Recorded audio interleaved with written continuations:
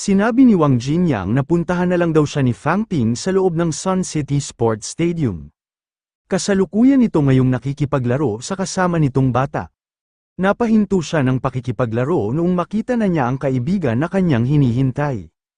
Pagkarating ni Fang Ping ay agad nitong binati si Wang Jinyang. Nagulat siya noong may makita siyang bata sa tabihan nito. Sinabi niya na isinama nga rin daw pala ni Wang Jinyang ang nakakabata nitong kapatid. Pinakilala ni Wang Jinyang na Nini raw ang pangalan ng kasama niyang bata at nilinaw niya na anak daw ito ng kanyang teacher. Napaisip ang ating bida kung bakit daw kaya si Wang Jinyang ang nag-aalaga sa anak ng teacher nito. Agad na nagtago ang batang si Nini noong batiin ito ni Fang Ping. Naisip ng ating bida na may pagkasuplada raw ang batang ito. Mas cute pa nga raw dito ang pasaway niyang kapatid. Sinabihan ni Wang Jinyang si Nini nang maglaro raw muna ito ng mag-isa, may pag-uusapan nga lang daw sila ng kanyang kaibigan. Pagkaalis ni Nini ay tinanong ni Fang Ping si Wang Jinyang kung isa na ba raw ito ngayong part-time nanny. Sumagot naman si Wang Jinyang at sinabihan ng ating bida nang wag nga raw siya nitong biruin. Nagtaka si Fang Ping noong sabihin ni Wang Jinyang na may mga bagay raw na hindi pa niya kailangang malaman sa ngayon. Bigla na lang nagbitaw ng suntok si Wang Jinyang pero naiwasan rin naman agad ito ng ating bida. Natuwa si Wang Jinyang dahil mukhang nakumpleto na rin daw ni Fang Ping ang second round ng bone forging. Inaya niya rin ang ating bida nang bakit nga raw hindi muna ito makipag-sparring sa kanya.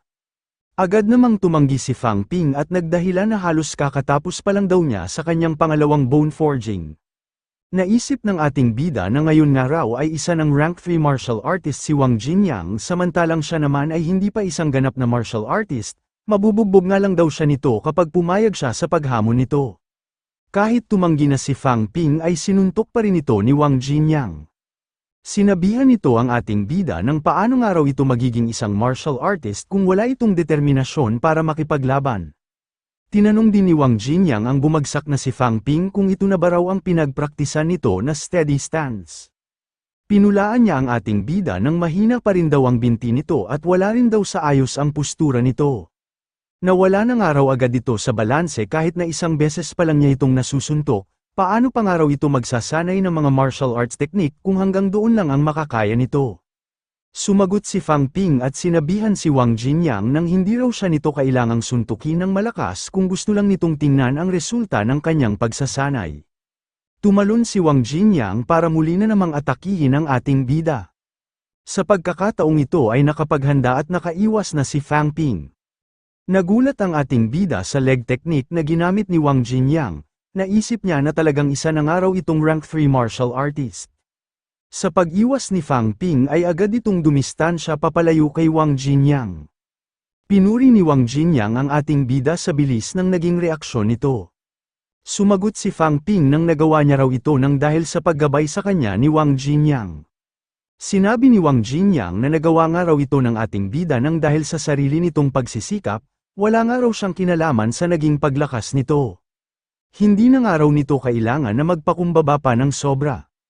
Sinabi ni Wang Jinyang na noong unang beses raw silang nagkita ay isa palang ordinaryong estudyante si Fang Ping. At noong matapos nga raw ang insidente kay Huang Bin ay alam na niya agad na may ibubuga ito. Pero hindi niya raw inasahan na sa loob lang ng 2 buwan ay makukumpleto na agad nito ang first at second round ng bone forging, talagang nasurpresa nga raw siya sa talento at kakayahan nito. Sinabihan ni Fang Ping si Wang Jinyang nang wag daw siya nitong purihin ng sobra dahil baka raw lumaki ang kanyang ulo. Nagulat ang ating bida noong mahuli ni Wang Jinyang ang isa niyang kamay, agad siyang nangamba sa binabalak nitong gawin. Binuhat ni Wang Jinyang ang ating bida at sinabihan ito ng sana nga raw ay ang Nanjing Martial Arts University ang piliin nitong paaralan. Nagulat si Fang Ping sa narinig niya mula kay Wang Jinyang. Hanggang sa tuluyan na siya nitong ibinalibag ng malakas sa sahig. Tinanong ng ating bida si Wang Jinyang tungkol sa iminumungkahi nito.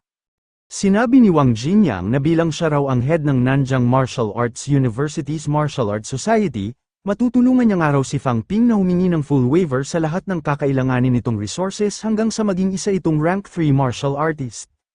Muli na namang nagulat si Fang Ping sa ganda ng iniaalok ni Wang Jinyang. Naisip ng ating bida na bago nga raw siya makatungtong sa rank 3, May posibilidad na umabot ng 100 million yuan ang lahat ng magagastos niya para sa kanyang bone forging pills at vitality pills. Sinabi ni Wang Jinyang na suhestyon niya lang daw ito at nakadepende pa rin kay Fang Ping ang desisyon. Sa talento at kakayahan nga raw ng ating bida ay maaari itong pumasok maging sa two major martial arts university. Sinabihan ni Fang Ping si Wang Jinyang nang hindi nga raw ito ang unang beses na may nagsabi sa kanya na maaari siyang pumasok sa two major martial arts university, tinanong niya kung talaga bang maganda na pumasok sa dalawang pangunahing universidad. Hindi naman ito itinanggi ni Wang Jinyang, higit na mas maganda nga raw ang mga universidad na ito kumpara sa mga normal na martial arts university. Ang unang araw na rason kung bakit mas maganda ang mga ito kumpara sa ibang mga universidad ay nang dahil sa laki ng resources na mayroon ang mga ito. Kada taon nga raw ay nagbibigay ng malaking halaga ng resources ang kanilang bansa sa dalawang pangunahing martial arts university. Idagdag pa raw ang ibinibigay na suporta ng mga kilala at mga makapangyarihang tao na nagtapos sa mga universidad na ito. Nagulat si Fang Ping noong sabihin ni Wang Jinyang na nagbibigay raw ang mga universidad na ito ng mga libreng bone forging pills at vitality pills kapag malapit nang mag-breakthrough sa rank 1 ang isang estudyante. Naisip ng ating bida na libo-libo nga raw ang nadaragdag na estudyante sa kada taon, talagang mayaman nga raw pala ang two major martial arts university. Pinaliwanag din ni Wang Jinyang na bukod sa mga resources na ibinibigay ng bawat school, kailangan daw na sila na ang gumawa ng paraan para magkaroon sila ng dagdag na resources. Kaya nga raw napakahalaga rin ang bilang ng mga ibinibigay na misyon sa bawat martial arts university. Pinaalala ni Wang Jinyang ang lalaki na nahuli ng ating bida, inamin niya na isang araw ito sa misyon na ibinigay ng Sun City. Kakaunti nga lang daw ang oportunidad na makakuha ng mga ganoong klase ng misyon kapag nag-aaral ang isang estudyante sa isang ordinaryong school na gaya ng Nanjing Martial Arts University, kung minsan nga raw ay nagkakaroon pa ng problema habang isinasagawa ang mga misyon. Pero iba nga raw ang sitwasyon sa dalawang pangunahing martial arts university. Ang isa raw sa mga ito ay nakatayo sa capital city, na siyang sentro ng mga pang-usaping pampulitika. At ang isa naman daw ay nakatayo sa Magic City, na siya namang pinakasentro ng pananalapi. Napakalaki nga raw ng mga lungsod na ito kaya napakaraming misyon ang makukuha mula sa mga ito. Basta nga raw may taglay kang kakayahan ay makakakuha ka doon ng maraming reward. Nagulat si Fang Ping noong sabihin ni Wang Jinyang na bukod daw sa mga sinabi niya ay may pangunahin pang rason kung bakit marami ang naghahangad na makapasok sa dalawang universidad. Higit na mas mataas nga raw ang kalidad ng pagtuturo sa mga universidad na ito kumpara sa mga normal na martial arts university. Pinaliwanag ni Wang Jinyang na kailangan daw ay hindi bababa sa rank 3 ang isang martial artist para makapagturo sa Nanjing Martial Arts University at rank 4 naman daw ang kailangan para maging isang teaching advisor. Ang mga rank 5 naman daw pataas ay ang mga maaaring maging school leader. Dito nga raw lalabas ang kalamangan ng dalawang pangunahing universidad nang dahil sa taas ng pamantayan ng mga ito. Sa mga universidad nga raw na ito ay rank 4 ang pinakamababang requirements para makapagturo, pero karamihan nga raw sa mga ito ay nasa rank 5 at rank 6 na. Binanggit din ni Wang Jinyang na sa pagkakaalam nga raw niya ay may 4 na Grandmaster ang Magic City Martial Arts University. Nagulat si Fang Ping sa impormasyon na binanggit ni Wang Jinyang. Hindi siya makapaniwala na may 4 pang tao na kasing lakas ni Grandmaster Ma sa loob ng iisang universidad. Sinabi ni Wang Jinyang na bagaman iba't ibang klase ng benepisyo ang nakukuha sa bawat paaralan, sa kanila pa rin daw nakasalalay kung hanggang saan ang kanilang mararating. Tinawag na ni Wang Jinyang ang batang si Nini dahil uuwi na raw sila. Bago siya umalis ay sinabihan niya muna si Fang Ping nang pag-isipan nga raw nitong mabuti ang gagawin nitong desisyon. Pero sinabi niya rin na umaasa nga raw siya na sana ang Nanjing Martial Arts University ang mapili nitong universidad. Naisip ng ating bida na bago nga raw siya makarating sa rank 3 ay aabuti ng milyon-milyon ang kanyang kakailanganing pera. Mukhang gustong-gusto nga raw talaga siyang papasukin ni Wang Jinyang sa pinapasukan nitong universidad nang dahil sa ganda ng iniaalok nito. Pero ang kabuuang benepisyo nga raw na makukuha sa two major martial arts universities ay ang pinaka-naaangkop para sa kanyang hinaharap. Naguguluhan ng ating bida kung alin nga raw kayang universidad ang kanyang pipiliin. Lumipas ang ilang araw, naghahanda na ngayon ang ating bida para sa kanyang pag-alis. Inaayos na niya ang lahat ng kakailanganin niyang gamit pati na rin ang acceptance notice na ipinadala ng universidad na kanyang papasukan. Tinanong ni Liu Yin ang inihahatid nilang si Fang Ping kung wala na ba raw itong nakakalimutan. Ibinili naman ni Fang Mingrong na tawagan na lang daw siya ng ating bida kapag naubusan na ito ng pera. Sinabihan ni Liu Yin ang nakayakap sa kanyang si Fang Yuna nang magpaalam na nga raw ito kay Fang Ping. Alam ng ating bida na nalulungkot ang kanyang kapatid kaya hindi na niya ito pinilit na magsalita. Binili na lang niya si Fang Yuna nang dapat daw ay maging mabait at masunurin ito sa bahay. Nagpaalam na ang ating bida noong mapansin niya na paalis na ang tren na kanyang sasakyan. Bago makasakay si Fang Ping ay narinig nito ang boses ng umiiyak niyang kapatid.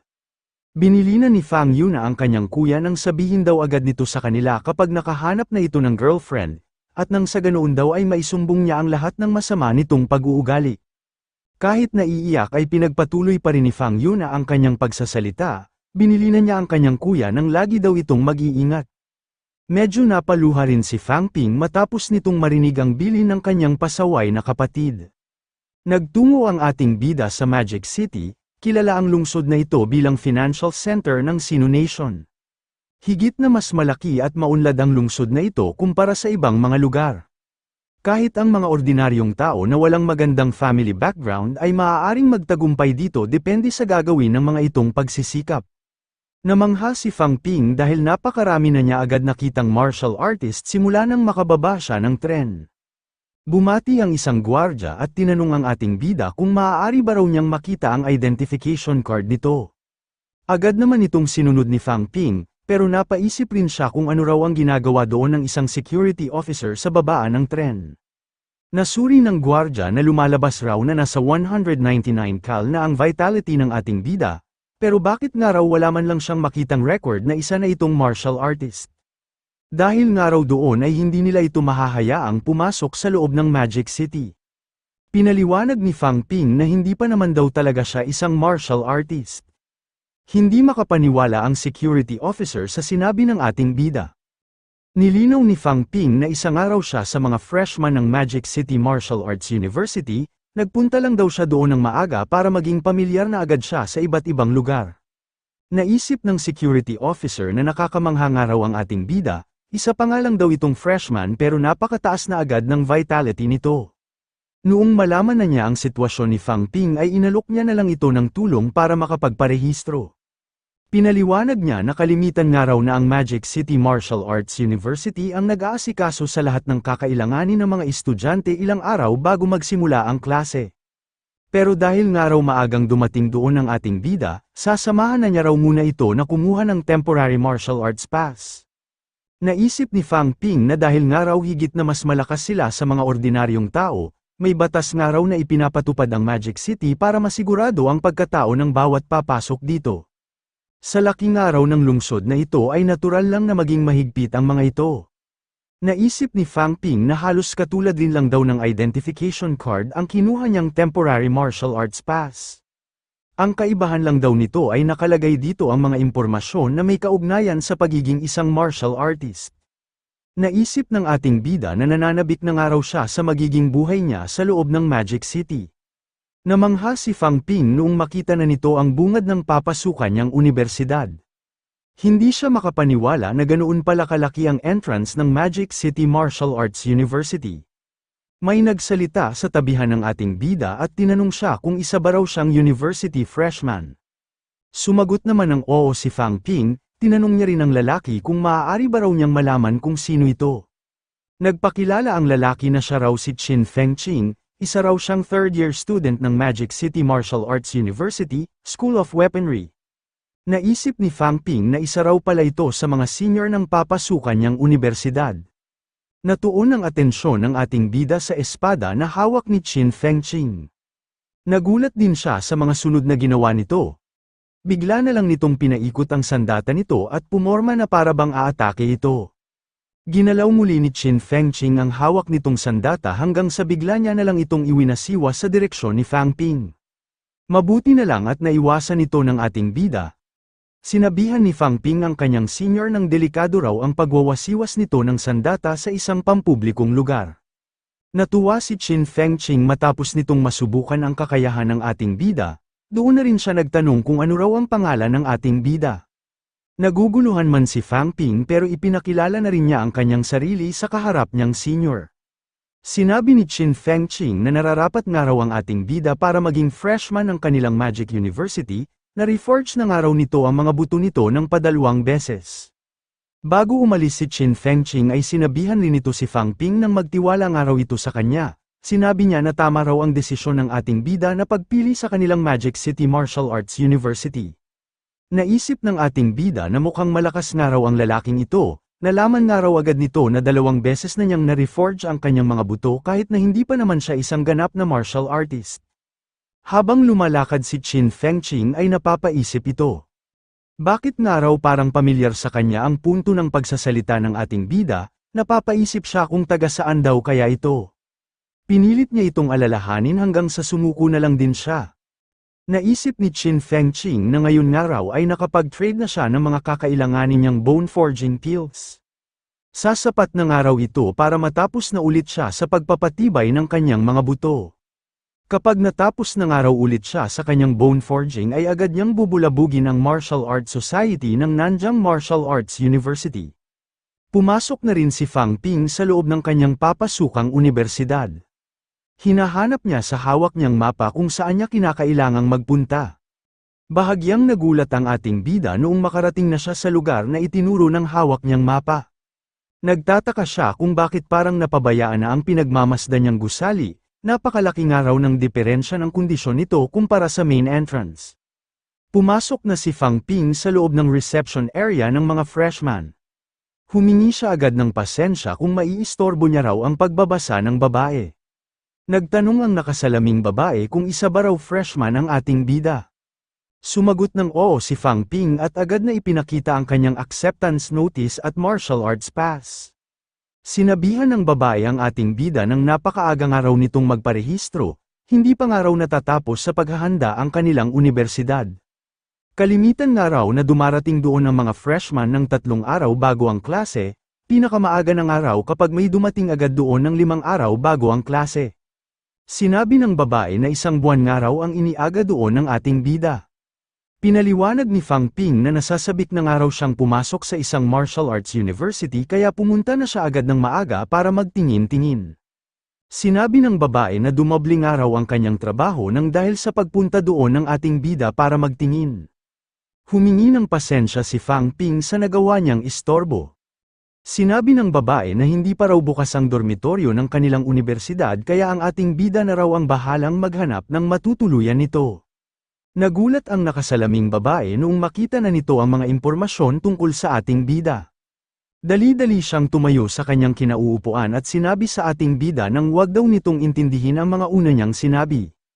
Sa ngayon nga raw ay magpahinga muna ito doon, ipahahanda niya nga raw agad ang matutuluyan nito sa Magic University Hotel. Nagulat si Fang Ping sa biglaang pagbabago ng pakitungo sa kanya ng nakasalaming babae. Nagtanong ang babae sa ating bida kung may plano na ba raw ito sa pag-breakthrough para maging isang martial artist. Maaari niya nga raw sabihan ng kanilang universidad na maghanda ng teaching advisor na pwedeng gumabay sa ating bida. Tinanong ni Fang Ping ang babae kung maaari na ba raw siya agad magpatulong sa isang advisor kahit na hindi pa naman nag-uumpisa ang klase. Pinaliwanag ng babae na sa kanilang araw Magic City Martial Arts University, ang talento at kakayahan ay may kaakibat na mga pribilehiyo. Malaki nga raw ang potensyal ng ating bida para maging isang martial artist lalo na't nakumpleto na nito ang bone forging ng 2 beses. Kumbaga raw ay isa na ito sa mga genius sa lahat ng papasok na freshman sa kanilang universidad. Kung gusto na nga raw nitong mag-breakthrough para maging isang martial artist ay nakahanda ang kanilang school para bigyan ito ng advisor na magbibigay ng gabay. Naisip ni Fang Ping na marahil ay hindi siya makakatanggap ng ganoong pribilehiyo kung hindi niya ni-reforge ng 2 beses ang kanyang mga buto at kung pinanatili niya lang sa 150 cal ang kanyang taglay na vitality. Napalingon ang ating bida sa dumating na lalaki, pinakilala ng babae na ito raw si Li Chengs, ang manager ng housekeeping department ng Magic University Hotel. Sinabi ni Li Chengs na nagmadali nga raw siya ng pagpunta noong marinig niya na may big shot na dumating doon. Sinabi rin ni Li Chengs na nakakamangha nga raw ang ating bida dahil nakapag-reforge na agad ito ng mga buto ng 2 beses. Nagpasalamat si Fang Ping sa mga narinig niyang papuri.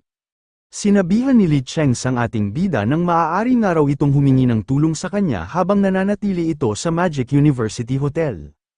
Tinawag ni Fang Ping si Manager Li at sinabi na siya na raw ang magdadala ng kanyang mga bagahe. Pero sinabi ni Li Chengs na wag na raw mag-alala ang ating bida dahil tungkulin niya raw ito. Namangha ang ating bida noong makita nito ang kotse na kanyang sasakyan. Hindi siya makapaniwala na susunduin siya ni Manager Li gamit ang isang luxury car. Namangha si Fang Ping noong makarating na ito sa loob ng Magic University Hotel. Nakakita siya doon ng isang pribadong gym kung saan ay maaari siyang mag-ehersisyo at magsanay. May maganda ring kusina ang kwarto na pansamantala niyang titirhan. Kumpleto rin ito ng mga appliances at magagandang kagamitan. Maging ang kama na kanyang tutulugan ay napakalaki at napakalambot din. Tinanong ng ating bida si Manager Li kung talaga nga bang libre lang ang pagtuloy niya doon. Pinaliwanag ni Li Chengs na itinayo raw talaga ang Magic University Hotel para maasikaso ang mga Magic University student at ang mga magulang ng mga ito. Bukod nga raw sa libreng pagpapatira ay sagot na rin daw ng hotel ang lahat ng pagkain doon. Sinabi ni Fang Ping na napakaganda nga raw ng kwartong ito, naroon na nga raw ang lahat ng kakailanganin ng isang tao. Nagpaliwanag ulit si Li Chengs na dahil nga raw nakumpleto na ng ating bida ang second bone forging nito, mas maganda nga raw ang kwarto na titirhan nito kaysa sa iba. Hindi na rin nagtagal at nagpaalam na si Li Chengs. Sinabihan na lang niya si Fang Ping nang tawagan na lang daw siya nito kapag may kailangan nito. Pinasalamatan ng ating bida si Manager Li sa pag-asikaso at paghahatid nito sa kanya. Pinagmasdan ni Fang Ping ang paglabas ni Li Chengs sa loob ng kanyang kwarto.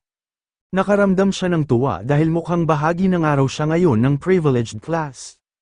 Ilang araw na rin ang lumipas simula nang dumating si Fang Ping sa Magic City. Ngayon ay kasalukuyan itong kumakain sa loob ng Magic University Hotel Restaurant.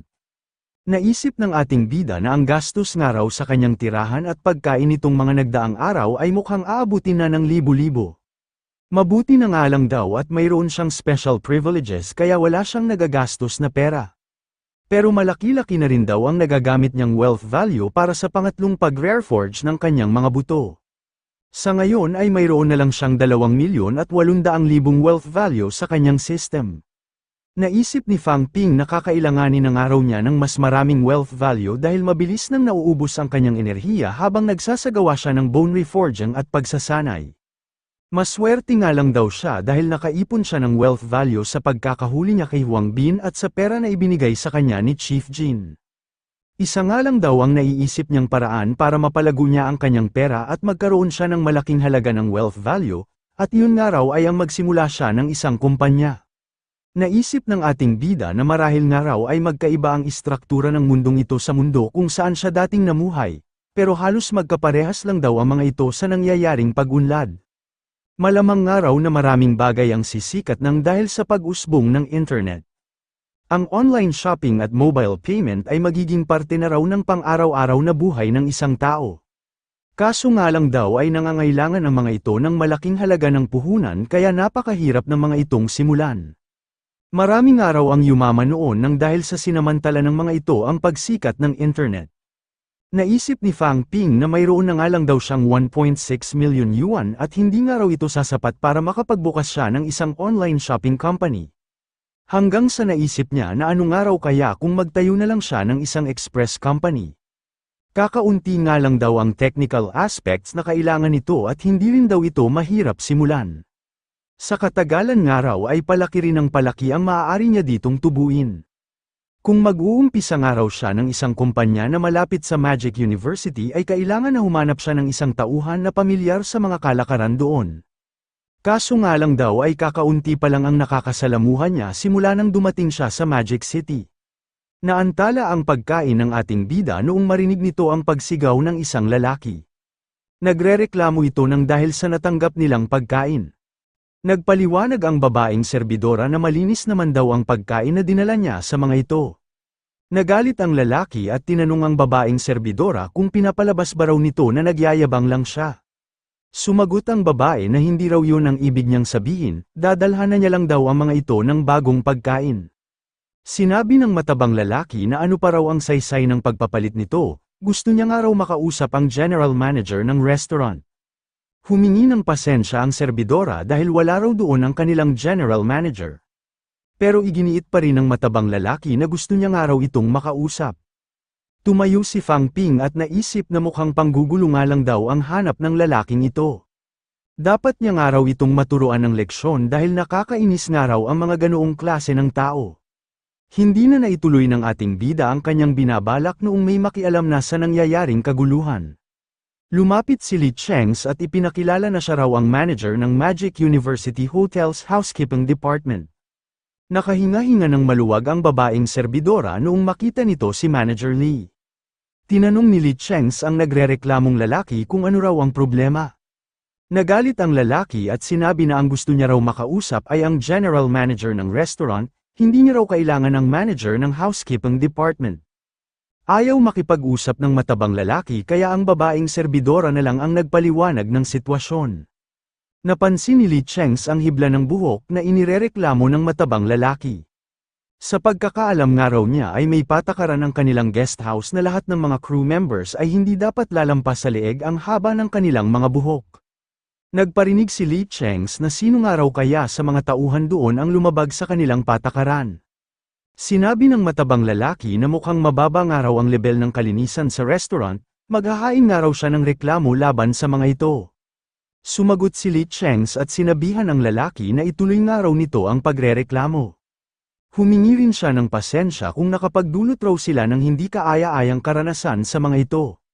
Sinabi rin ni Li Chengs na dahil nga raw gusto rin nilang protektahan ang bawat karapatan at interes ng lahat ng kanilang mga customer. Ipapadala niya nga raw ang hawak niyang hibla ng buhok sa Magic University Clinical Laboratory Department para malaman nila kung kanino talaga ito. Sigurado nga raw siya na malalaman nila ang buong katotohanan kapag lumabas na ang resulta. Agad na hinila ng babae ang kasama niyang matabang lalaki para lumabas ng restaurant. Sinabihan niya rin si Li Chengs na hindi na raw nito kailangang patingnan ang nakuha nitong buhok dahil hindi na raw sila magrereklamo. Lumapit si Fang Ping at pinuri si Manager Li nang napakagaling nga raw ng ginawa nito. Nagpasalamat ang babaeng serbidora at sinabi na ipagpapatuloy na raw niya ang kanyang trabaho. Humingi ng pasensya si Li Chengs dahil nasaksihan daw ng ating bida ang ganoong pangyayari. Sinabi naman ni Fang Ping na hindi raw nito kailangang humingi ng tawad dahil wala naman daw itong kasalanan. Binanggit din ng ating bida na napansin nga raw niya na hindi isang martial artist si Li Chengs pero isa na itong manager sa loob ng Magic University Hotel. Tinanong niya kung ilang taon na ba raw itong nagtatrabaho doon. Sumagot naman si Li Chengs na hindi pa naman daw siya ganoong katagal doon, sa pagkakaalam nga raw niya ay nasa 8 taon pa lang ito. Sinabi ni Fang Ping na marahil nga raw ay mas mataas dito ang nakukuhang posisyon ng mga fresh graduates ng Magic University. Tinanong ng ating bida si Manager Li kung hindi ba raw sumasagi sa isip nito na maging isang martial artist. Sumagot si Li Chengs na matagal na niya nga raw itong pinaplano kaya nagtatabi siya ng pera para makapagparehistro siya sa isang martial arts training class. Kapag naging isang araw siyang martial artist ay mahigit sa 3 o 4 ang matatanggap niyang benepisyo kumpara sa ngayon. Sinabi ni Fang Ping na marahil ay aabutin pa ng mahigit sa 5 taon bago mangyari ang binabalak ni Manager Li. Sumagot si Li Chengs na kahit papaano ay hindi na rin daw ito masama. Nagulat si Li Chengs sa mga sunod na sinambit ng ating bida. Sinabi ni Fang Ping na tutulungan niya raw si Manager Li na maging isang martial artist sa loob lang ng 3 taon nang wala itong binabayaran na kahit na anong halaga. Doon na nag-alok ang ating bida kung gusto ba raw ni Li Chengs ng bagong trabaho. Kung interesado nga raw ito ay maaari na nila itong pag-usapan. Pinakinggan ni Manager Li ang ginawang pagpapaliwanag ni Fang Ping. Sinabi ni Li Chengs na mukhang maganda nga raw ang plano ng ating bida na pagtatayo ng isang express company, pero wala nga raw silang kasiguraduhan kung magiging matagumpay ito sa hinaharap. Sinabi rin ni Li Chengs na bukod daw sa bibilhin ni Fang Ping ang 3 taon ng buhay niya, ay magkakaroon na rin daw ito ng impluwensya sa kanyang cultivation sa mga paparating na taon. Pero paano nga raw kung hindi siya maging isang martial artist sa loob ng 3 taon at hindi niya maabot ang inaasahan nito? Nag-aalinlangan nga raw siya na pasukin ang ganoong kabigat na responsibilidad. Sinabihan ni Fang Ping si Manager Lee nang hindi na raw nito kailangang magpakumbaba sa kanyang harapan. Hindi nga lang daw ang kakayahan nito ang nagustuhan niya dito. Napili niya nga raw si Li Chengs nang dahil sa koneksyon na nakalap nito sa 8 taon na pananatili nito sa loob ng Magic University.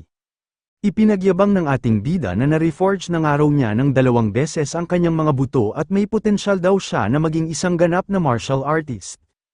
Tiwala nga raw siya na magagawa niyang maging rank 3 martial artist bago siya tumungtong sa kanyang second year at magiging isa siyang mid-rank martial artist sa loob lang ng 3 taon. Kapag nangyari nga raw yun ay sasabihan niya ang kanilang universidad para gawing general manager si Li Chengs ng hotel na ito. Nagulat si Manager Lee matapos marinig ang mga sinabi ni Fang Ping. Naisip niya na bukod daw sa nakapagdesenyo ito ng isang detalyadong negosyo ay nakakapagsalita rin ito ng mas mature kaysa sa kasalukuyan nitong edad. Matagal na nga raw siyang naghihintay ng pagkakataon na magkaroon siya ng tsansa na mabago ang kanyang pamumuhay. Sinabi ng ating bida na kailangan niya raw ngayon ang tulong ni Li Chengs. Kapag pumayag nga raw ito ay mas madali na niyang maisasakatuparan ang lahat ng kanyang mga plano. Siguro naman daw ay hindi na rin masama kung makakuha ito ng isang pabor mula sa isang future mid-rank martial artist. Pumayag na si Li Chengs at sinabi na masaya nga raw siya na makatulong at makatrabaho ang ating bida. Sa loob ng 1 buwan ay halos nasa loob lang ng kwarto si Fang Ping.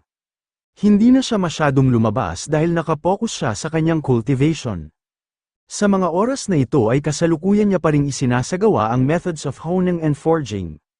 Tinitiis niya ang hirap at sakit ng katawan para wala siyang masayang na oras.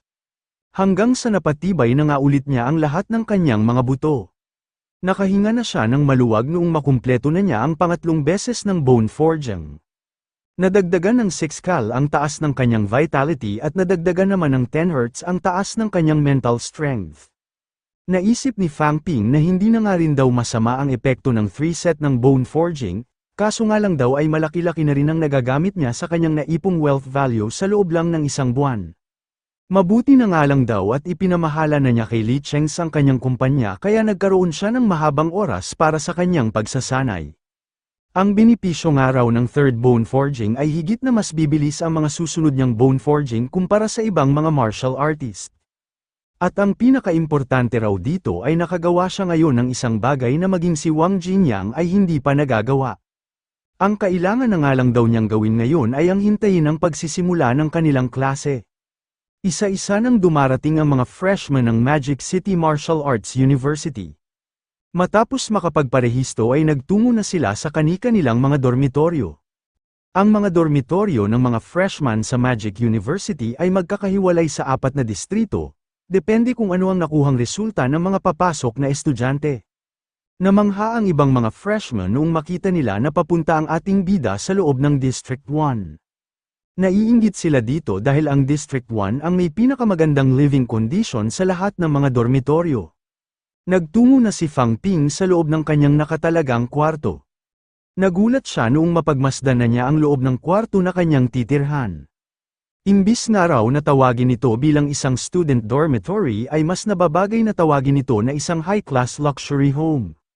Naisip ng ating bida na 1 buwan nga raw siyang nakatanggap ng special privileges sa loob ng Magic University Hotel. Ngayon nga raw na nakita na rin niya ang loob ng kanyang kwarto, hindi na niya nga raw mapigilang mamangha sa financial strength na mayroon ang Magic City Martial Arts University. Nagulat si Fang Ping noong may bigla na lang kumatok sa pinto ng kanyang kwarto. Binuksan niya agad ang pinto para makita niya kung sino ito. Bumati ang kumatok na lalaki at ipinakilala na siya raw si Fu Changding. Gusto nga raw niyang makilala ang ating bida dahil magkatapat lang ang kanilang mga kwarto. Naobserbahan ng ating bida na gwapo ang kaharap niyang lalaki at isa na rin daw itong rank 1 martial artist. Bumati rin ang ating bida at ipinakilala na siya raw si Fang Ping. Napansin ni Fu Changding ang punto ng pagsasalita ng ating bida. Agad niya itong tinanong kung nagmula ba raw ito sa Nanjing City. Sumagot ng oo si Fang Ping kaya agad ulit siyang tinanong ni Fu Changding kung kilala niya ba raw si Wang Jinyang. Hindi naman ito itinanggi ng ating bida at ipinaliwanag na senior nga raw ito sa kanyang pinanggalingang paaralan. Tinanong na niya rin si Fu Changding kung kilala rin daw ba nito si Wang Jinyang. Sumagot si Fu Changding na si Wang Jinyang nga raw ang role model ng bagong henerasyon ng mga martial artist. Narinig nga raw niya na noong nakaraang taon ay mag-isa nitong tinalo ang lahat ng rank 1 student ng Magic University. Nagulat si Fang Ping sa mga bagong impormasyon na nalaman niya tungkol kay Wang Jinyang. Idinagdag pa ni Fu Changding na ilang araw pa nga lang daw ang nakakalipas, nabalitaan rin daw niya na gumawa ito ng isang malaking komosyon sa loob ng capital city. Unang araw pa nga lang daw nito doon ay humamon agad ito ng 8th Martial Artist Training Classes.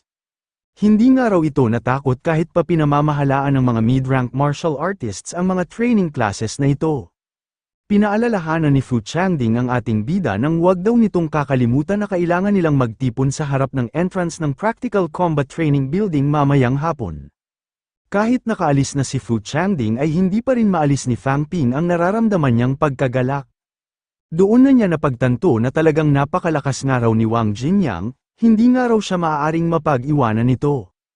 Pagkapasok ni Fu Changding sa loob ng kanyang kwarto ay naalala nito ang naging obserbasyon niya sa ating bida. Bigla na nga lang daw itong naglabas ng malakas na vitality noong marinig nito ang mga kwento tungkol kay Wang Jinyang. Napapaisip siya kung tapos na ba raw kaya ito sa second bone forging o maaaring higit na mas malakas pa ito kumpara sa kanyang hinala. Pagkaraan ng ilang oras ay nagtipon-tipon na ang lahat ng mga freshman sa tapat ng Practical Combat Training Building. Nagsalita ang isang lalaki at pinakiusapan ng lahat ng mga estudyante na kailangan daw ng mga itong tumahimik. Hindi naman ito inintindi ng karamihan sa mga estudyante dahil busy sila sa pakikipag-usap at pagpapakilala sa isa't isa. Natataranta na ang lalaki kung paano niya ba raw ang mga ito mapapatahimik. Hanggang sa hindi na nga nakapagtimpi ang isang lalaki nang dahil sa pagiging pasaway ng mga bago nilang estudyante. Pinakawalan nito ang malakas niyang vitality at sinabihan ang lahat ng kailangan raw ng mga itong tumayo ng tuwid. Napahinto ang pag-uusap ng mga estudyante pero karamihan sa mga ito ay napapayuko o napapaluhod sa kanilang kinatatayuan. Nangyayari ito nang dahil sa napakalakas na oppressive force na inilalabas ng nasa unahang lalaki. Naisip ni Fang Ping na mukhang mataas at napakalakas nga raw ng vitality ng lalaking ito. Nagpakilala ang lalaki na siya raw si Huang Jing, ang dean ng School of Weaponry. Sinabi niya na siya raw ang mamamahala sa Freshman School Allocation Assessment. Napaisip ang ating bida kung para saan naman daw kaya ito. Pinaliwanag ni Huang Jing na ang gusali raw na nasa harapan ng mga ito ay ang pangyayarihan ng magaganap na School Allocation Assessment. Ang first floor nga raw nito ay ang nagre-representa sa School of Social Science, dito raw matututunan ang politika at ang mga kultural na pag-aaral. Ang second floor naman daw ay ang nagre-representa sa School of Production, dito nga raw isinasagawa ang mga pagsasaliksik na may kaugnayan sa mga pills, weaponry at mga martial arts skills. Ang third floor naman daw ay ang nagre-representa sa School of Tactics and Strategy, sa mga ito nga raw nakatalaga ang paggawa ng mga bagong military tactics. Ang fourth floor naman daw ay ang nagre-representa sa School of Weaponry, ang pinaka-focus nga raw nito ay ang mga praktikal na labanan. Sinabihan ni Wang Jing ang lahat ng mga estudyante na maaari na raw ang mga itong pumasok sa loob ng gusali pagkaraan ng 5 minuto. Piliin nga raw ng mga ito ang palapag ng klase na gusto ng mga itong pasukan. Isasara nga raw nila ang bawat palapag pagkaraan ng 1 oras. Kung saang palapag nga raw ang mga ito aabutan ay iyon na rin ang itatalaga sa kanilang klase.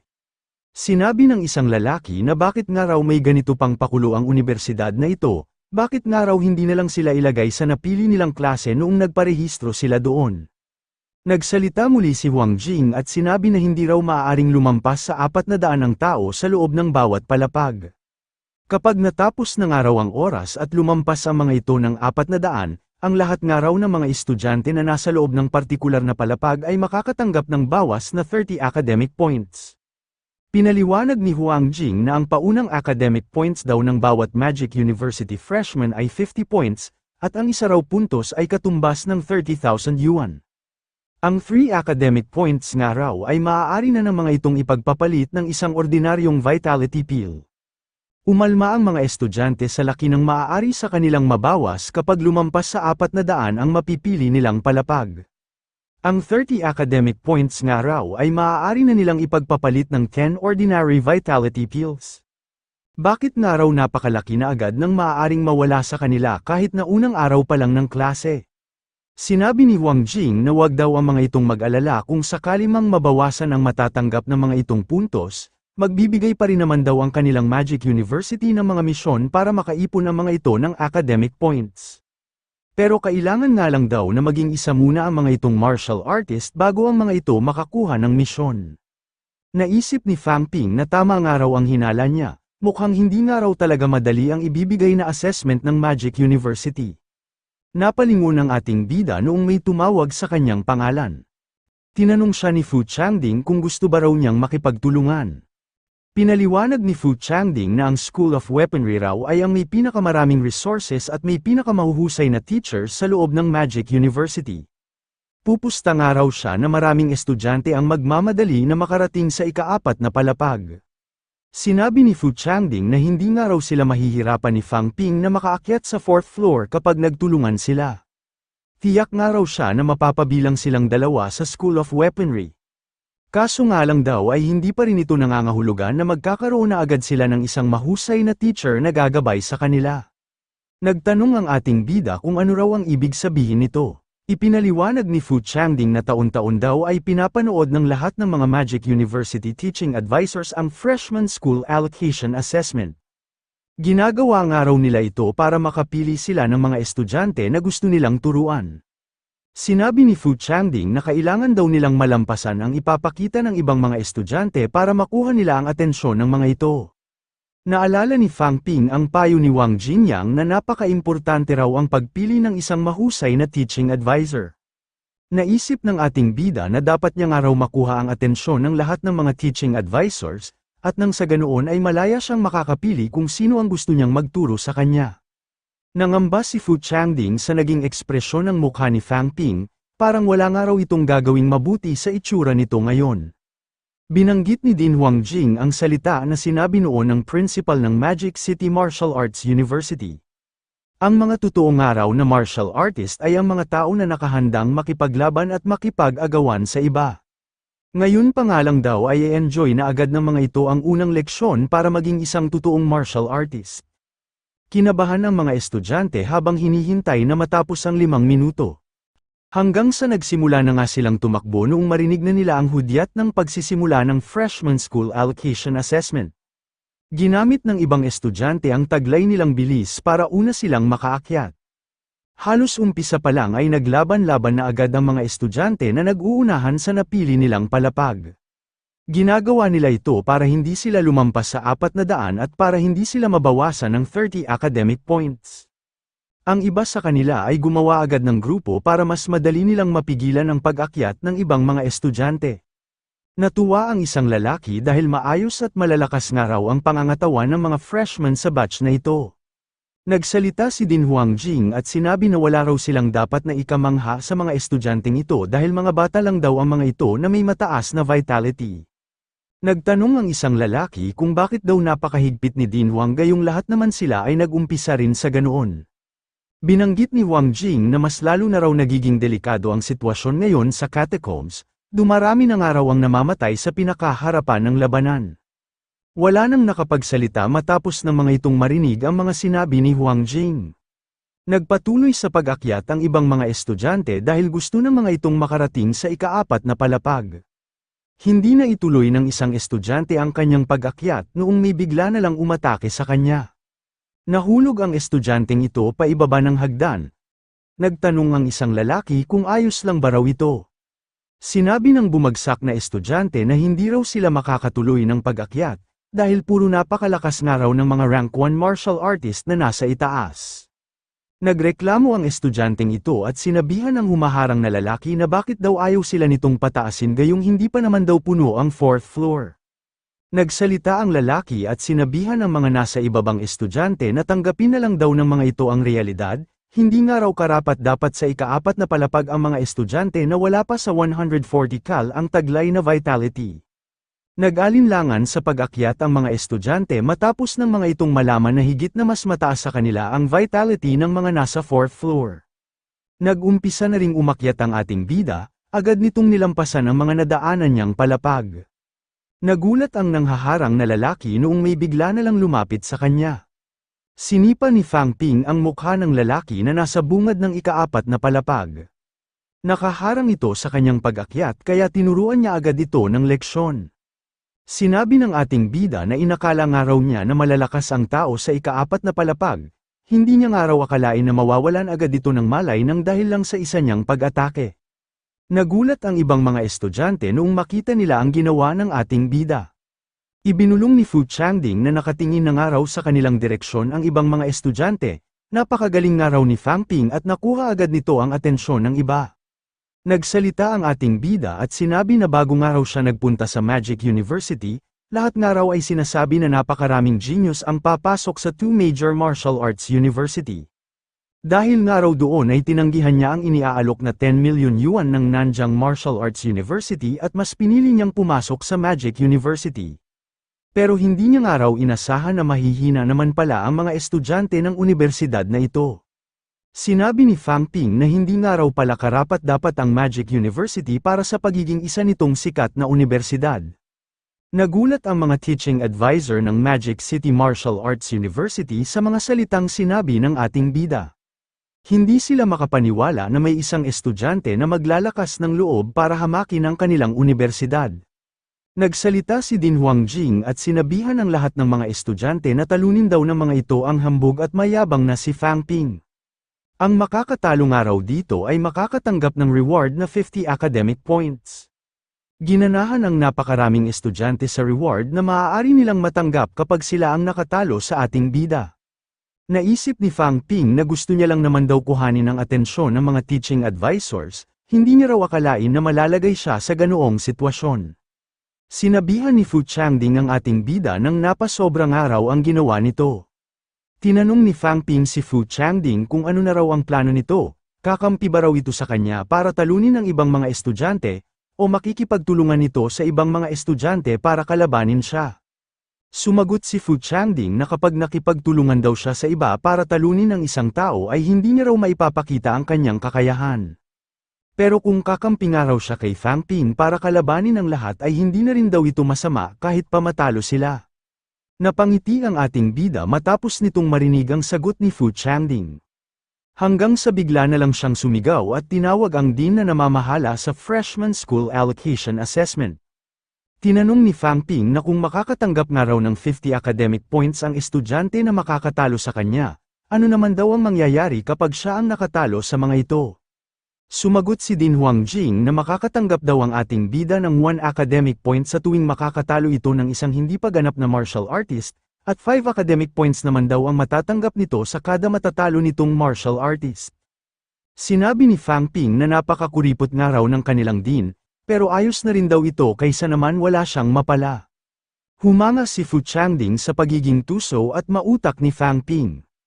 Tinawag ng rank 1 martial artist na si Tang Songting si Fu Changding para tanungin ito kung balak ba raw nitong makipagtulungan sa ating bida. Nakilala ni Fu Changding ang lalaki na tumawag sa kanya, sinabi niya na hindi niya nga raw inasahan na magagawa rin pala nitong makapasok sa Magic University. Nainsulto si Tang Songting at nagtanong kung ano raw ang ibig nitong palabasin. Pinagpatuloy ni Fu Changding ang pang-aasar at sinabi na makikipagtulungan na nga lang daw siya kay Fang Ping sa pagliligpit ng mga basura. Nagtanong si Din Huangjing sa isang babae kung ano raw ang mga background ng dalawang pasaway na estudyante. Sumagot ang babae na si Fu Changding daw ay isang kilalang young master na nagmula sa capital city. Isa na nga raw itong martial artist na nakapag-reforge ng mga buto ng 2 beses. Sinabi ni Din Huangjing na wala raw halaga ang pagiging young master nito sa loob ng kanilang Magic University. Binanggit naman ng babae ang mga impormasyon tungkol kay Fang Ping. Nagmula nga raw ito sa isang ordinaryong pamilya at sa Nanjing Sun City raw ito naninirahan. Hindi pa nga raw ito isang ganap na martial artist pero tapos na rin daw ito sa second bone forging. Ito rin daw ang idineklarang top scorer sa buong Ruyang City. Nagsalita ang isang nakikinig na teaching advisor at sinabi na marahil daw ay hindi lang 2 beses ang ginawang bone forging ng ating bida. Sinabi ng peak rank 6 martial artist na si Tang Feng na base nga raw sa kanyang obserbasyon, mukhang nakumpleto na rin daw ng estudyanteng ito ang 3rd bone forging. Natuon ang atensyon ng middle stage rank 6 na si Zhou Shiping sa lugar na pinanggalingan ng ating bida. Tinanong niya kung nagmula rin daw ba ito sa Sun City No. 1 High School. Sumagot ang babae na ayon daw sa kanilang impormasyon ay doon nga raw dating pumasok ang ating bida. Napatanong si Din Huang Jing kung bakit parang pamilyar daw sa kanya ang pangalan ng paaralang ito. Nagsalita ang peak rank 5 martial artist na si Bai Raoxi na sa pagkakaalam nga raw niya ay doon rin dating pumasok si Wang Jinyang. Ito nga raw ang estudyante ng Nanjing na nagpunta sa kanilang Magic University noong kabilang taon para gumawa ng gulo. Sinabi naman ng early stage rank 6 martial artist na si Xu Jianjuo na hindi ba raw nabanggit kanina ni Fang Ping na inopera nito ng pera ng Nanjing Martial Arts University para doon ito pumasok, marahil nga raw ay si Wang Jinyang din ang mismong kumausap dito. Sumang-ayon ang middle stage rank 6 martial artist na si Luo Yichen sa naging hinala ni Xu Jianjuo. Mukhang hindi nga lang daw ordinaryo ang relasyon ni Fang Ping kay Wang Jinyang. Tahimik naman na pinapakinggan ng peak rank 6 martial artist na si Lu Fengro ang pinag-uusapan ng mga kapwa niya teaching advisor ng School of Weaponry. Kasalukuyan ngayong nakikipaglaban ang ating bida laban sa ibang mga estudyante. Sinabihan ni Fang Ping ng mahina ang lalaki na kanyang pinataob. Hindi rin siya agad nakapagpahinga dahil may bigla na lang umatake sa kanya. Mabuti na lang at malakas ang kanyang pakiramdam kaya madali niya lang itong naiwasan. Sa pag-iwas niya ay agad niyang hinawakan ang kamay ng umatake sa kanya. Natuwa si Fang Ping dahil kusa na nga raw lumalapit sa kanya ang mga libre niyang academic points. Hindi na nakaiwas ang lalaki sa uppercut na pinakawalan ng ating bida. Tumilapon ito sa direksyon ng ibang mga estudyante at agad na nawalan ng malay. Unti-unti nang nakakaramdam ng pagod si Fang Ping nang dahil sa dami ng kanyang mga kalaban. Inasahan ng araw niya na mabilis na bababa ang kanyang vitality matapos niyang makipaglaban sa mahigit 100 estudyante. Kumilos na agad ang isang lalaki bago pa man makapagpahinga ang ating bida. Nagulat si Fang Ping sa bilis ng naging paglapit nito. Nagsalita ang lalaki at sinabihan ng ating bida nang hindi nga raw ito ang oras para mamangha ito sa kanya. Ang lalaking ito ay si Zhao Lei, isang rank 1 martial artist na tapos na rin sa second bone forging, at ang naging number 1 sa lahat ng mga papasok na freshman. Hindi na nakaiwas ang ating bida dahil sa bilis ng naging pag-atake ni Zhao Lei. Naisip ni Fang Ping na nagbunga nga raw ang pagsasanay niya ng stance training, nagawa pa nga rin daw niyang makatayo kahit na tinamaan na siya sa kanyang baba. Tumalon ang isang babae na gumagamit ng espada sa pinakaitaas ng ating bida. Sinabi ng babaeng ito na siya raw ang tatalo kay Fang Ping at ang makakakuha ng 50 academic points. Inihanda na ng babae ang sandata na kanyang ipapang-atake, napansin naman ng ating bida ang binabalak nito. Ang babaeng ito ay si Yang Xiaoman, isang rank 1 martial artist na nakapag-bone forging na rin ng 2 beses. Nag-alala si Fang Ping dahil wala na nga raw siyang sapat na stamina para makaiwas sa gagawing pag-atake ng babae. Ipinikit niya bigla ang kanyang mga mata para mas madali siyang makapag-focus, hanggang sa inutusan na niya ang kanyang system na ibalik daw nito ang nawala niyang vitality. Nakaiwas ang ating bida noong manumbalik na ang kanyang lakas, pero naisip niya rin na halos muntikan na nga raw siyang matamaan. Mabuti na nga lang daw at mayroon siyang system, pero nakaramdam pa rin siya ng pagkainis dahil malaki nga raw ang nabawas niya sa kanyang wealth value. Nagtaka si Yang Xiaoman kung bakit napuno ulit ang vitality ng ating bida. Sinamantala ni Fang Ping ang pagtataka ni Yang Xiaoman para atakihin ito sa mukha. Tumalsik man si Yang Xiaoman pero hindi ito agad nawala ng malay. Nainis si Yang Xiaoman sa pagsipa ni Fang Ping sa kanyang mukha. Sinabihan na rin niya ang mga kasamahan niyang babae na atakihin na rin daw ng mga ito ang ating bida. Umatake na rin ang isang babae at agad na sinugod si Fang Ping. Napansin ng ating bida na susuntukin na siya ng babaeng ito. Nagulat ang babae noong maiwasan ni Fang Ping ang ginawa niyang pag-atake. Nagulat siyang muli noong maramdaman niya na nasuntok na siya nito sa kanyang sikmura. Ang nasuntok na babae ay si Zhao Zumei, isang rank 1 martial artist na nakapag-reforge ng mga buto ng 1 beses.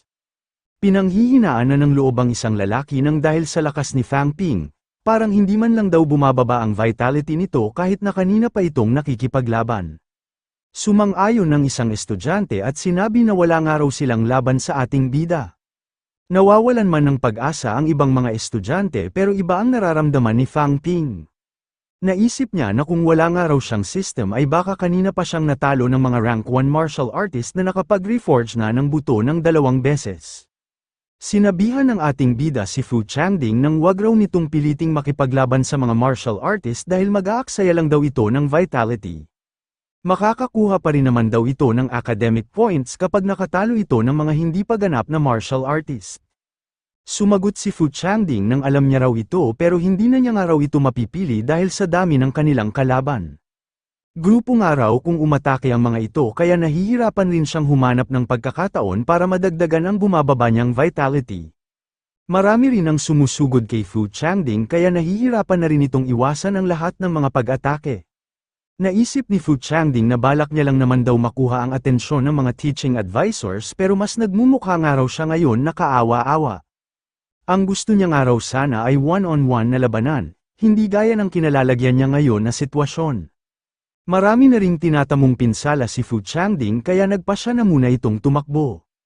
Nag-alala si Fang Ping noong maramdaman ito na muli na naman siyang aatakihin ng isang martial artist na nakapag-bone forging ng 2 beses. Agad siyang humarap sa kanyang likuran para harapin ang martial artist na aatake sa kanya. Pero hindi niya inasahan na ang hinaharap pala ng lumapit na babae ang kanyang mahahawakan.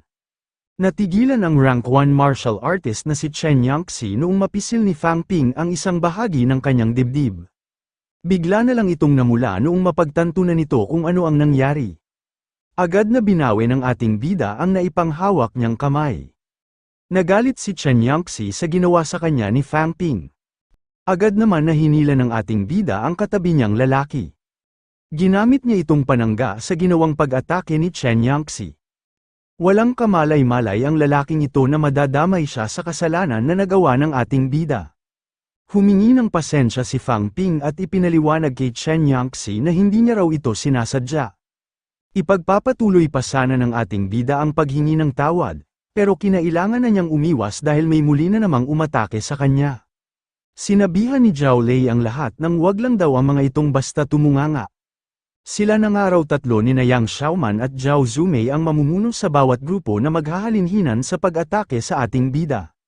Sina Chen Yangxi at Tang Songting naman daw ang bahalang mamuno sa grupo na aatake kay Fu Changding. Nagulat si Fu Changding matapos marinig ang mga sinabi ni Zhao Lei. Naisip niya na aatakihin na naman daw siya ng mga ito gayong kakatapos pa niya lang daw kumain ng isang pil at hindi pa raw ito tuluyang umeepekto. Tinawag ni Fu Changding si Fang Ping at sinabi na tulungan daw muna siya nito habang hinihintay niyang umangat ang kanyang vitality. Sumagot naman ang ating bida nang hindi niya raw ito matutulungan dahil maging siya ay marami ring kinakalaban. Napamura na lang si Fu Changding matapos nitong marinig ang tugon ni Fang Ping. Hanggang sa tuluyan na nga siyang pinagbubugbog ng ibang mga estudyante. Wala na siyang ibang nagawa kundi ang makiusap na wag ng mga itong atakihin ang kanyang mukha. Nagsalita ang bagong dating na lalaki na nagpunta nga raw siya doon dahil narinig niya na may nangyayaring labanan sa ika-4 na palapag, hindi niya nga raw inasahan na ganoon na nga pala ito katindi. Inuna na munang atakihin ni Fang Ping ang mga estudyante na madali niyang mapapatumba. Habang pinanghihinayangan niya ang nagamit niyang wealth value ay may bigla siyang napansin. Kinabahan ang mga bagong dating na lalaki noong lapitan sila ng ating bida. Agad ang mga itong nagpaliwanag na nagmula nga raw sila sa School of Science at sumilip lang daw sila sa 4th floor.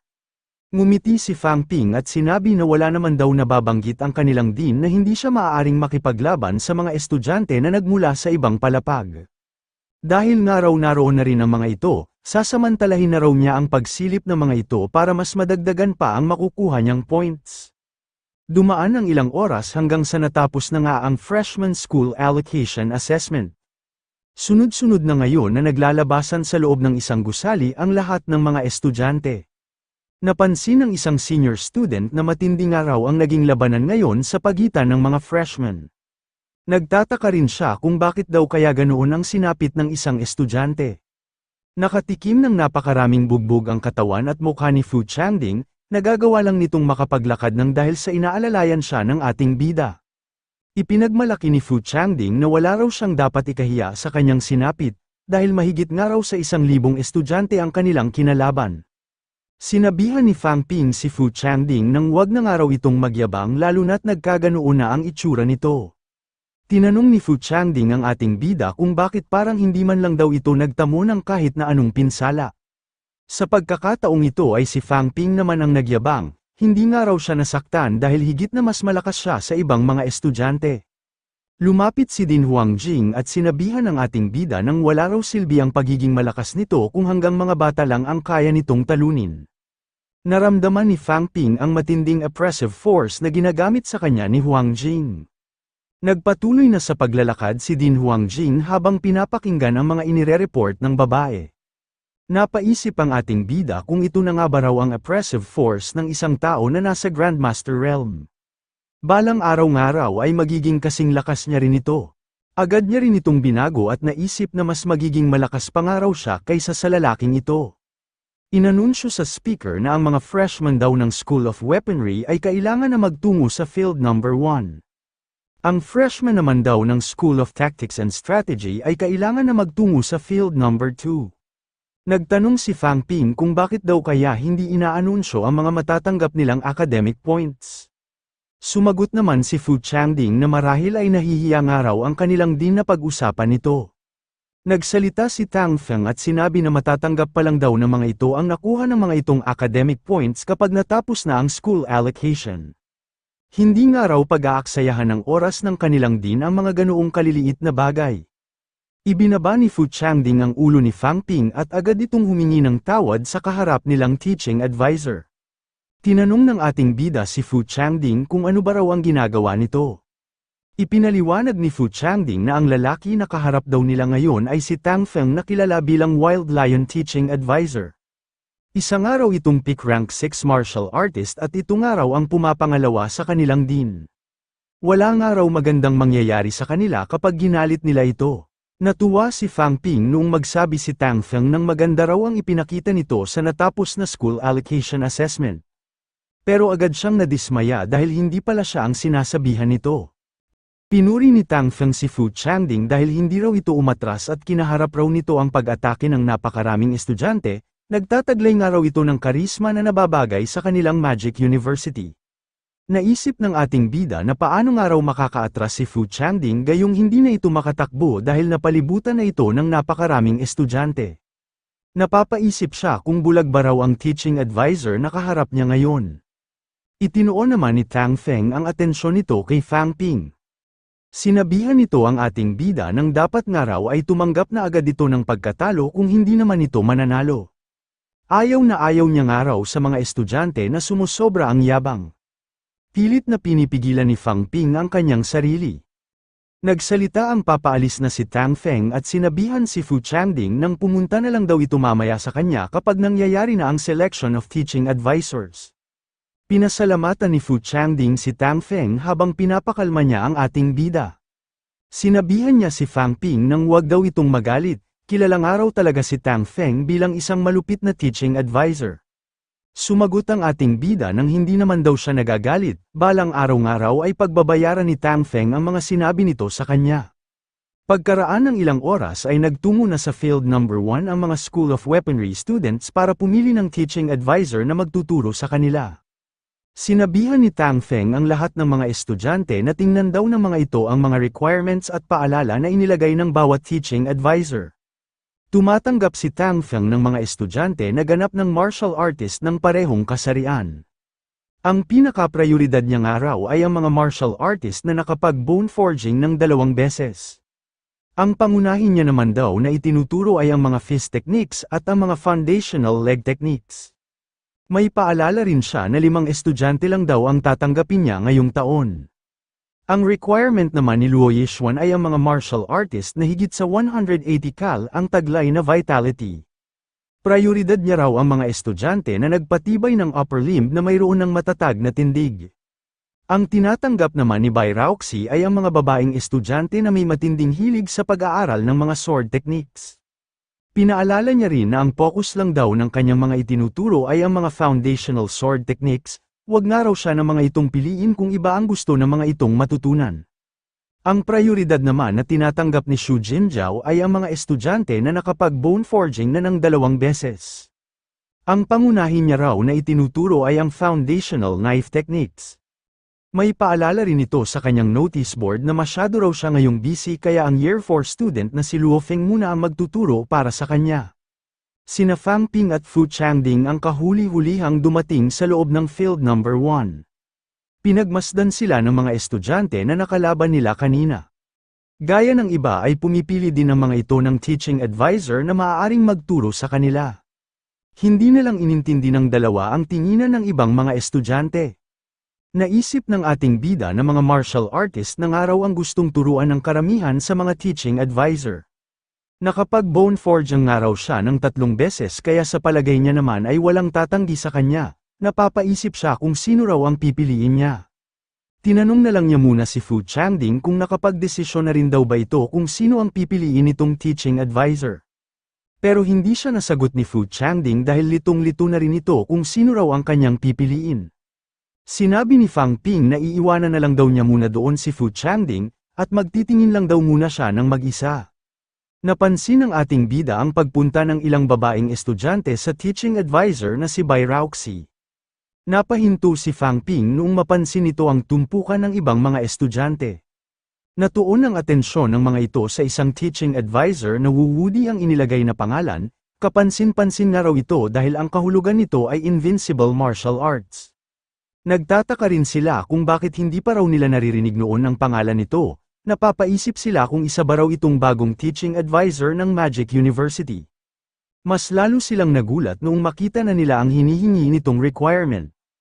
Inilagay nito mismo ang pangalan ng 5 tao na gusto niyang maging opisyal na estudyante. Inilagay niya rin ang pangalan ng 14 na tao na maaaring maging kanyang trainee students, magiging official students nga lang daw ang mga ito kapag maganda ang kanilang ipinakita. Naisip ni Fang Ping na mukhang malakas at kakaibang araw ang teaching advisor na ito. Pero kahit ganoon ay nagdesisyon pa rin siya na tingnan muna ang iba pang teaching advisor. Iminulat ni Wu Wudi ang kanyang mga mata noong maramdaman nito ang presensya ng ating bida. Tinawag niya si Fang Ping at pinababalik niya ito sa kanyang harapan. Sinabi ni Wu Wudi na igagarantiya niya raw ang kaligtasan ng ating bida habang nasa loob ito ng Magic University. Nagtanong si Fang Ping kung ano raw ang ibig nitong sabihin. Sinabi ni Wu Wudi na alam daw niya na kilala ng ating bida si Wang Jinyang. Sumagot si Fang Ping nang mukhang lahat naman daw ng nandoon ay kilala ito. Napangiti si Wu Wudi bago binanggit ang totoong dahilan kung bakit marami ang nakakakilala kay Wang Jinyang. Noong nakaraang taon nga raw ay nagpunta ito sa Magic University at tinalo ang napakaraming estudyante ng kapareho nitong ranggo. Sinabi ni Wu Wudi na base nga raw sa relasyon ni Fang Ping kay Wang Jinyang, tingin ba raw nito ay ligtas at maayos itong makakapasok at makakapamuhay doon. Siguro naman daw ay hindi nito gugustuhin na araw-araw nakaharapin ang mga senior nito na malaki ang galit kay Wang Jinyang. Bigla na lang lumapit si Tang Feng at hinampas ng malakas ang lamesa.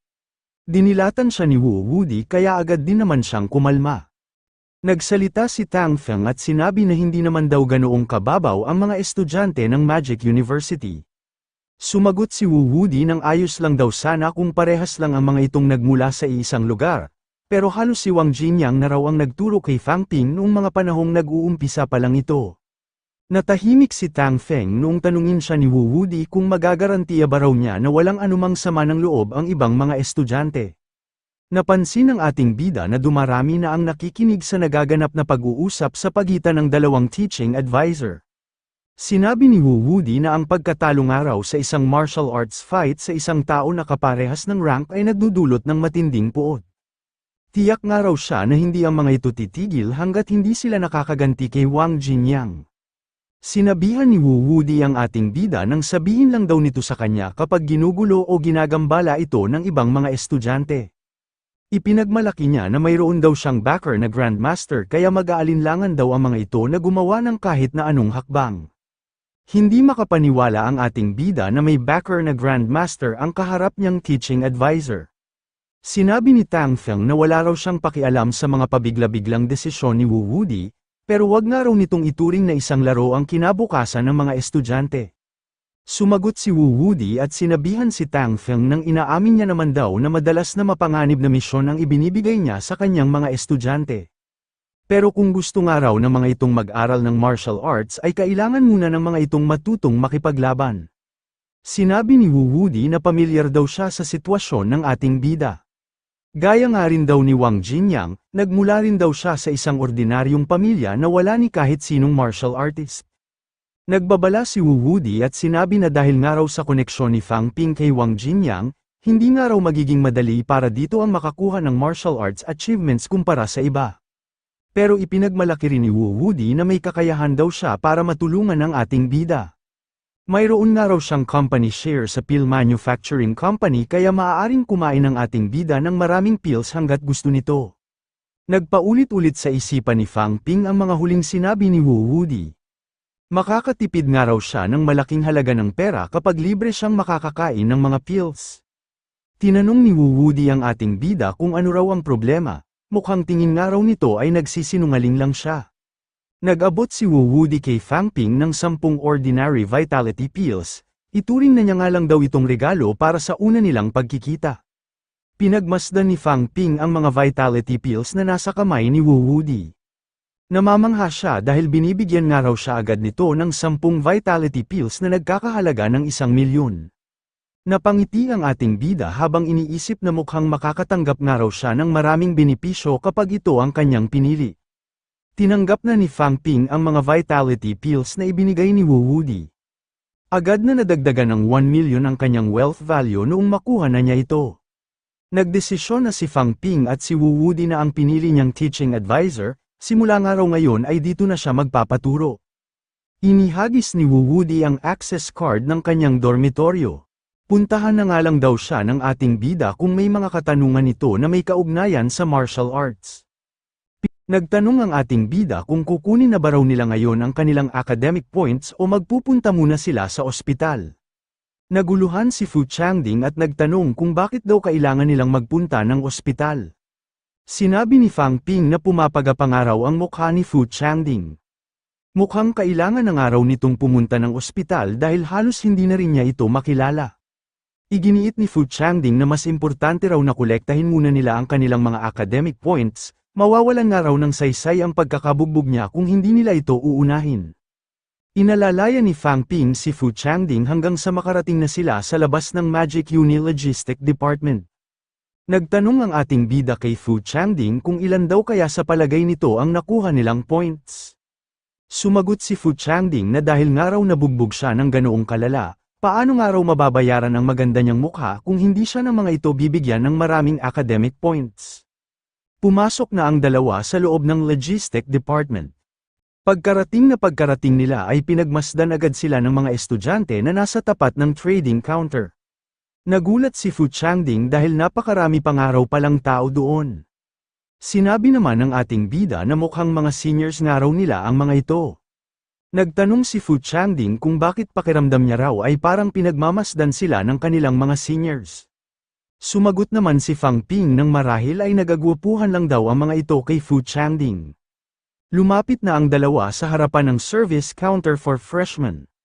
Tinanong ni Fu Changding ang kaharap niyang babae kung maaari ba raw siya nitong tulungan para tingnan kung ilan ang kanyang academic points. Kinabahan ang babae noong makita nito ang bugbog at kasalukuyang mukha ni Fu Changding. Agad niya rin namang naalis ang kanyang kaba at nagtanong kung ano raw ang pangalan, student number at dormitory number nito. Hindi makapaniwala si Fu Changding noong malaman niya na makakatanggap lang siya ng 45 academic points. Pinakiusapan niya ang babae na tingnan daw ulit nito ng mabuti dahil baka nagkamali lang daw ito. Ikinwento ni Fu Changding na kahit nga raw natalo siya ay marami rin naman siyang tinalo na martial artist, bakit nga raw napakaunti lang ng matatanggap niyang points. Sumagot ang babae at sinabihan si Fu Changding nang hanapin na lang daw nito ang dean ng Magic University, hindi nga raw siya responsable sa mga ganoong klase ng bagay. Sunod naman na ibinigay ng ating bida ang mga hinihingi sa kanyang impormasyon. Sinabi niya ang kanyang pangalan at student number, binanggit niya rin na isa raw siyang freshman na nakatira sa dorm number 86 ng District 1. Sinabi ng babae na wala raw nabawas sa 50 academic points ng ating bida dahil hindi raw ito natalo. Bigla siyang nagulat noong makita niya na 152 pa ang nadagdag sa makukuha nitong academic points. Nagulat din si Fu Changding dahil napakalaki nga raw ng diferensya ng nakuha nito kaysa sa kanya.